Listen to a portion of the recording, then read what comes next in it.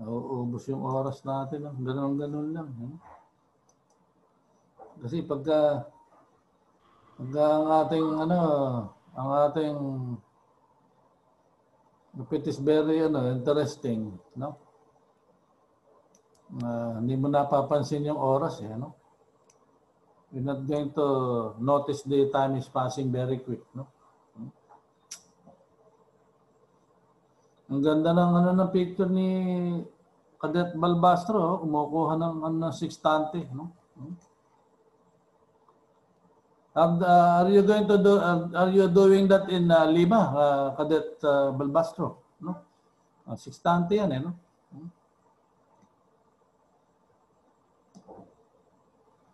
Ganda ng na yan, no? Okay, so longitude is minus, no? So longitude is GMT is least, no? So ano nakuha natin dito, class, no? What did you get? Okay, local meridian passage is ano ng GMT, no? Okay. So nearest minute na ilagay na natin, no? Okay. Ginawa na natin 02 hour and 57, no? Then i-apply natin yung tinatawag na zone description or zone time, no? So ang lalabas dito, no? Plus 9 mo, zone time ng meridian passage, ibig sabihin ng zone time in the hours of the locality. No? So 11:57, no? And just remember that, no? You're going to set this on this time, i-set mo yung tinatawag na alin? Yung altitude ng araw na kinumpute. No? Okay. Nakikita nyo doon yun, no? Okay. So next. Okay. Calculate new position, no? At estimated time of meridian passage, no?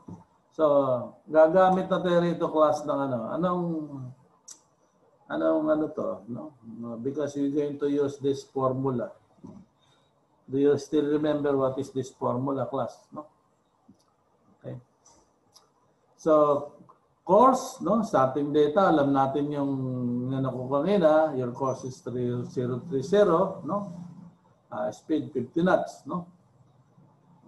Okay, so they are positioned at 10. Ito yung lalabas, 41:15 and 134:52, no? Okay, so estimated zone time ng meridian passage 11:57, no? So ilan ang lalabas ng class, no? Kasi 1 hour and 57 minutes, no?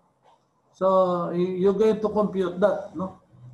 1 hour, 57 minutes, 1.95 hours. Multiply mo siya sa 15. Ilan ang lalabas nun? Magkakaroon ka ng distance na, no? You're going to get a distance of 29.25 nautical miles, no? But that is not exactly what is you going to apply doon sa gagamitan mo siya ng tinatawag na how to get your difference of latitude, no? So use this formula, no? Okay? Ito lang ang gamitin mo. Difference of latitude, distance multiplied by cosine course, no? So ito yung lumabas na difference of latitude mo. 25.3 minutes, no? Saan mo i-apply ito, class? Okay. Doon sa step 4, no? Step 4 na 'yon, no? Okay. Yung latitude, no? Latitude minus the dilat, no? Ano lalabas dito, no? Na-apply na natin latitude, no? So, ang dilat mo based on your course na 030 at saka yung 50 knots, no? Ang lumalabas is 25.3, no? So, ang lumabas dito 40 degrees, 49.7. Ngayon, ano ka ngayon ang middle latitude, no? So, ilan na magiging niya, class? Middle latitude daw, no? Latitude minus dilat divided by 2. Okay? So, 41 degrees, 15.0 on the south, then minus 12.65, no? Ilan lang lalabas sa kanya, class? Ilan lang lumabas? No, eto na, no? 41.04, no? 41 degrees, 02.35 south. So, okay, lalabas dito para makuha mo naman yung tinatawag na difference of longitude, no? Depth multiplied by second middle latitude, no? So, itong 14.62, no? 14.62, no? Okay. Saan galing yung 14.62? Class? Saan galing yan?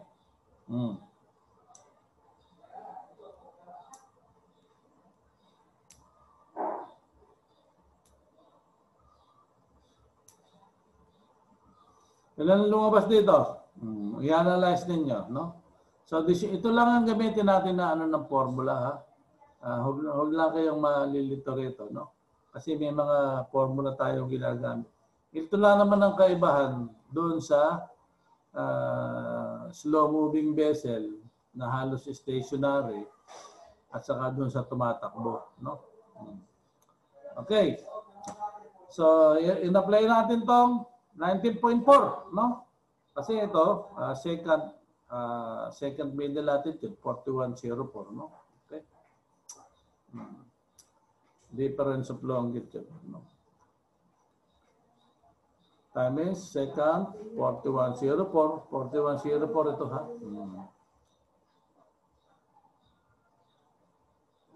Minus mo rito, no? Okay. So, 19.4, in-apply natin dito sa longitude, ang lumabas is 13511, no? So, summary, new position at 11:57, no? 40 degrees, 49.7 south, and 135 degrees, 11.4 east, no? Okay, punta na tayo sa step 4, no? Dito na tayo, no? Magko-convert ka na naman, class. Ito yung i-convert mo, ha? You're going to convert this, no? 13511, no? Okay. Same procedure din, class, no? Same procedure, no? 135 degrees, 11.4 divide mo sa 15, no? Game lang sa calculator, no? Lalabas dito na yan kung ano yung sagot dito, no? Okay, meridian passage, alam nyo na ito. Okay, 11:56, apply mo yung longitude, which is, ano, ilagay mo na rito yung ano ng longitude, no? Okay, 9 hours, 0045, minus mo. Dahil longitude is GMT list, no? Okay. So, lumabas sa kanya rito, okay, maliit na yung GMT, no? Apply mo yung zone time, 9, lalabas zone time ng meridian passage, no? 11:55, 14.4, no? So, ilan ang difference na, class, doon sa kanina na compute, no?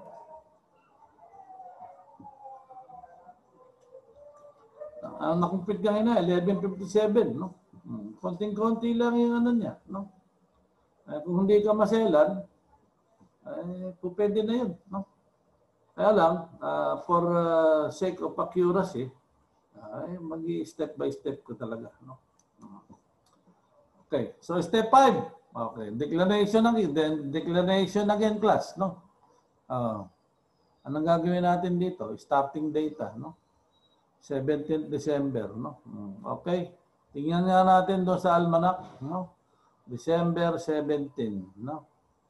Hindi lang natin alam kung mag-i-eksakto ba itong declination ito, no? Tingnan natin kung 23:21.2 ito, ha? Okay. At ang kanyang correction, ang decorrection is 0.1, increasing. Pagka increasing, class, ha, tandaan ninyo, it is additive, no? Okay. Okay. Puntahan natin yan, no? Okay. Almanac. Okay. Okay. Punta tayo doon sa December.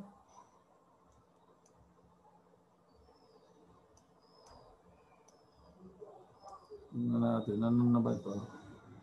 What petsa na ba ito? Okay, September. Tingnan natin dito. Medyo mabagal ng konti. December na siguro ito. Malapit na. December 17, 11:55. Tingnan natin.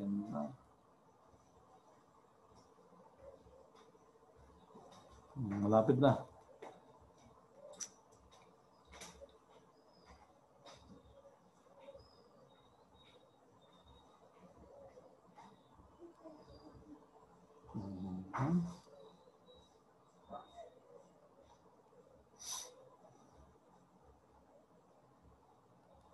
Yun, malapit na. Isa na lang. Okay, December 17, Aries. Okay, ito na yung sun. Ayan. Okay, 11, 23, 22. Okay, lalabas dito is 11 something. 11:57. Close ka na rito sa... Okay. Okay, ang ano niya, almost nandito ka, no? 23 degrees, south 23 degrees, 22.6, no? Okay. Andali, lista natin.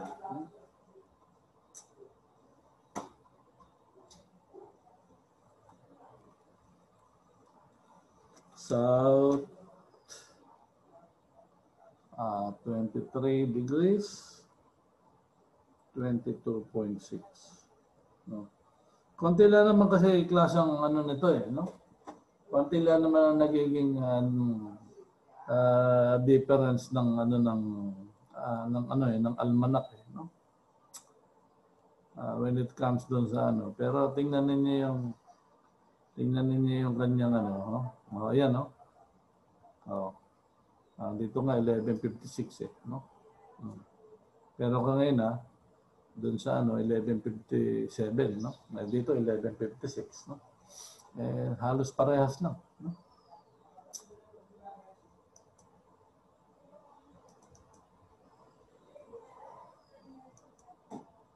Okay. Dito ba tayo napunta? Step 6 na to no? Declination. Okay. So, lumabas dito. Okay. 0.2. Ang declination niya is 21.2.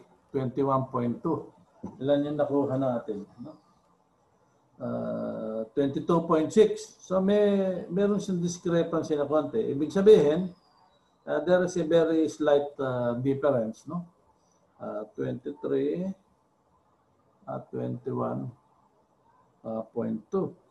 So may discrepancy na lumalabas na 1.4. No? Pero makukuha natin yan kung nakalagay talaga yung kung ano talagang year. Kasi nilagay lang dito class. No? They only specify 17 December. Hindi naman nilagay kung anong petsa, kung anong taon. No? Kaya hindi mo makakalculate. No?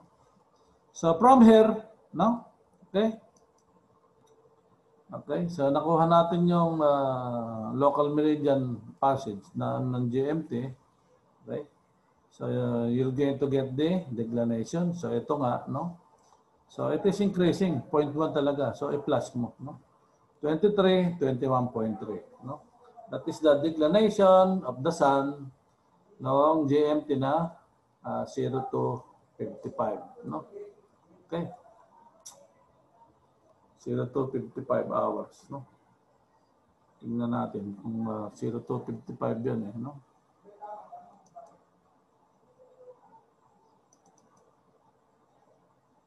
Zero to 55, no? 24.9 nga lumalabas dito. Okay, 25. 25.0, no? Kung dito, no? Sa 1100, no? Kasi ito yung GMT, no? Ito ka magbe-base, no? Itong dalawa na ito, no?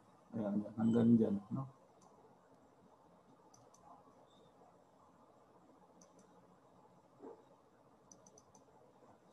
Okay, so nakuha natin yung declination, no?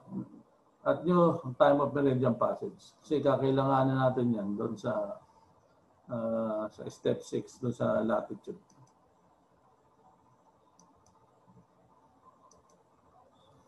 Okay, calculate meridian altitude na, no?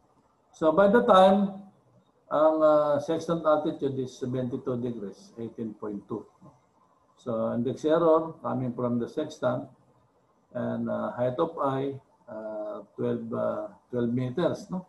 Tingnan natin kung ilan yung lalabas na dip, no? Minus 6.1, no?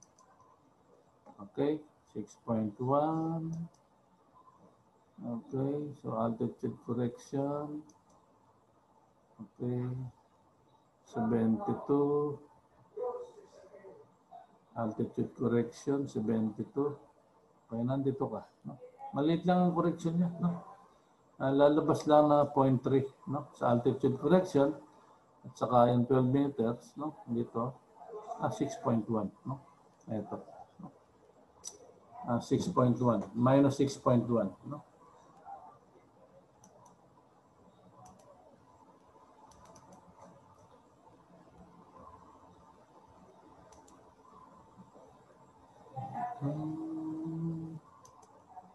Okay.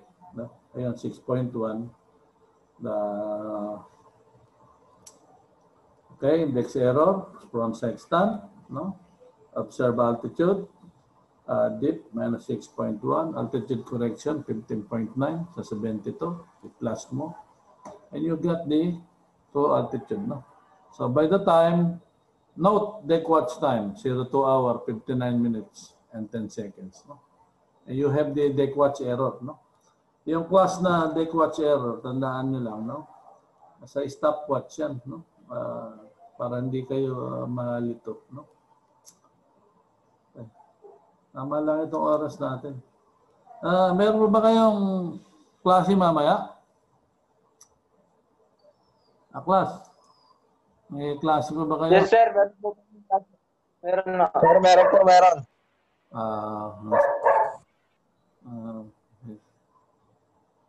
Ubus na siguro ang data ng iba. Oh, kasi nangunti na tayo. 10 na lang. Di bali. Okay lang. Opo, sir. Wala, pag tututukan mo talaga, ubus talaga data mo. No? Okay. So, step 7, okay, calculate latitude. No? Latitude na. No?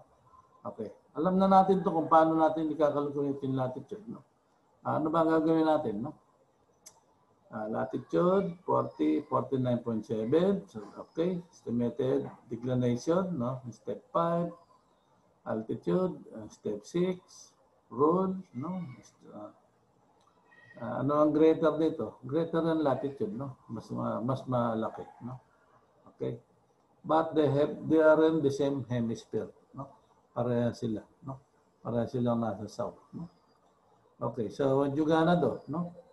Okay, ito yung declination mo. 90 minus the altitude, lalabas yung zenith distance. No? So, lumabas doon, 17.5, i-add mo rito. Ito yung lalabas na latitude mo. No? Okay. Okay. So, just take note. No? Ito yung tinatawag na calculated latitude, 4051.6. Madali lang ito. This is very self-explanatory. Ano? Okay. Dito na tayo. No? Calculate longitude, no? From deck watch time. No? Okay, so what do we gonna do? No? Okay. Stopping data. Estimated longitude, 13511.4 is. No? From step 3, deck watch time, from step 6, no? 2 hour, 59 and 10 seconds, no? Deck watch error, minus 5 seconds, no? So, lalabas, pinakita ko sa inyo kanina yun, no? Meridian passage, 11:56, no? Okay, so calculation, no? Time difference, no? Deck watch time minus deck watch error, lalabas is UTC. Apply mo yung meridian passage, anong lalabas sa kanya class? No? Time difference, no? Ilan? No? Kasi ito, lalabas ito, 11:56:00, no? Then, teka, ayos natin. Nakapaling eh, no? Step 8, step 9. Ayos natin ito kasi magulo eh, no?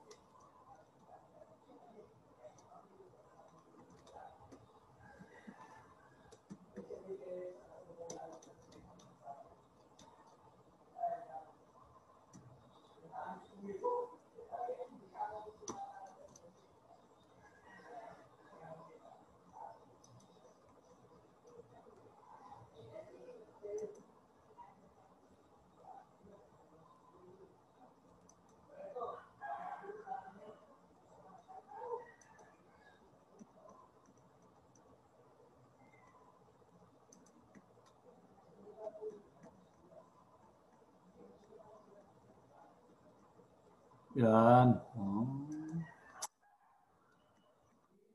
Gulo-gulo siya ng konti eh, no? Para maayos. No? Yan, no? Okay, so lumalabas dito, ito na class, no? So ito yung GMT ng ano mo, this will be your GMT, no? Meridian passage mo, no? 11:56, no?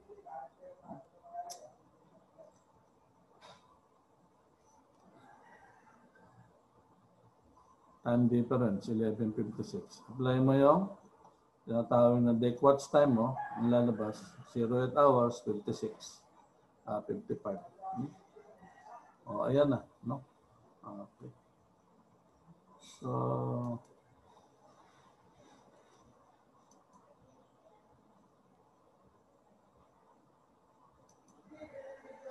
okay. Step 8, no? So, step 8, convert hour to time naman, no?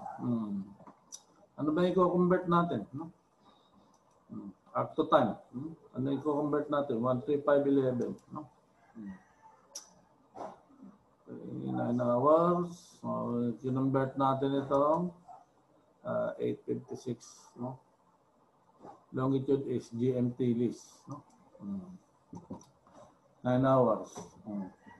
8 times 15, no? 120, 56, 55, no? 134 degrees, 13 minutes, 45 seconds. So, ito na yung lalabas na calculated longitude, no? At 02 hours, 59. Ito yung deck watch time, no? Ito. Okay. GMT, 134, 13.7, no? 45 divided by 60 is 0.7, no? Lalabas, 0.75. No? Then, last but not the least, no? Ito, step 9, no? Okay, summarize position at time of meridian altitude, no? Okay, so saan tayo mag-uumpisa? Doon sa GMT of meridian altitude, 02 hours, 59 minutes, and 05 seconds, no? Okay, galing siya din sa tawag na step 6, no? Ito yung step 6, no? Okay. Then calculated latitude from step 7. Step 7, okay. Then calculated longitude from step 8. Okay. Then calculated sun time of meridian altitude, no? GMT of meridian altitude, no? 02:59:05, no? 02:59:05, no? Then i-apply mo na ngayon yan, no? I-add mo siya, no? Pabaliktad na ito, pabalik, no? So lalabas 11 hours, 59 minutes, 05 seconds, no? Eh, gawin mo na lang na, no? Kasi hindi mo na ma-set na 05 seconds yan, no? Lagyan mo lang 11:59, no? So, the summary, ito na ang lalabas niya, class, no?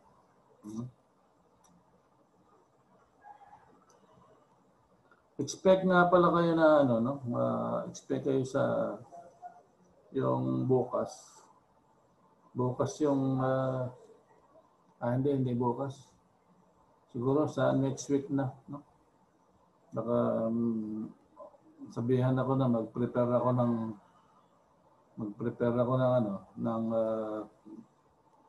ng tinatawag na activities, no? Siguro mga 2 lang yan.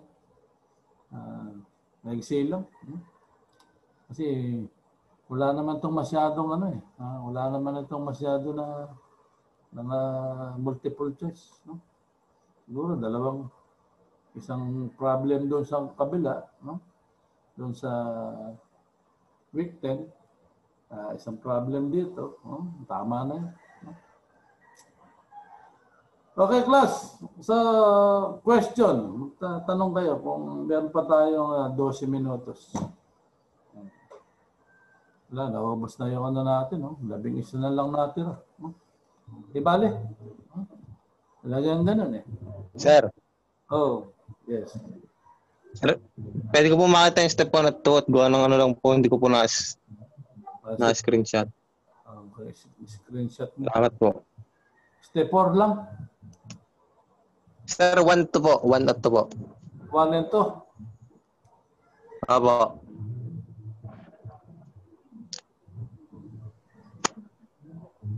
One muna, 1.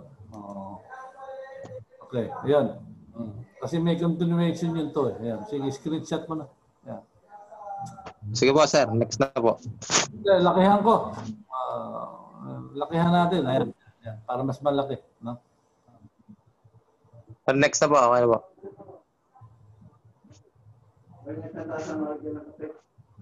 Ayan. Okay na po, sir. Salamat po. Sige. Kung wala na kayong tanong, para makapag-rest naman kayo ng... anong oras ba yung next class ninyo? Natatakot ako din. Alam ko, grabe ka lang. Bukas mo. Alas 4, sir. 4. 4 o'clock?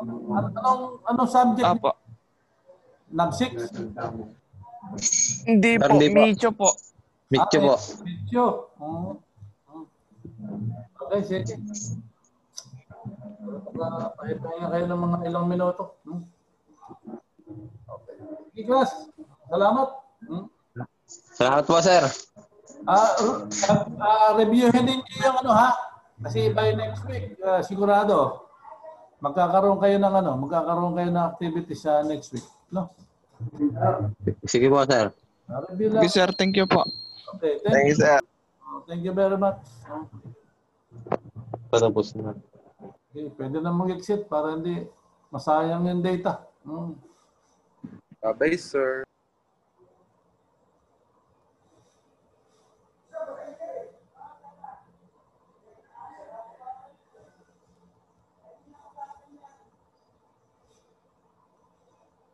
Tapos na.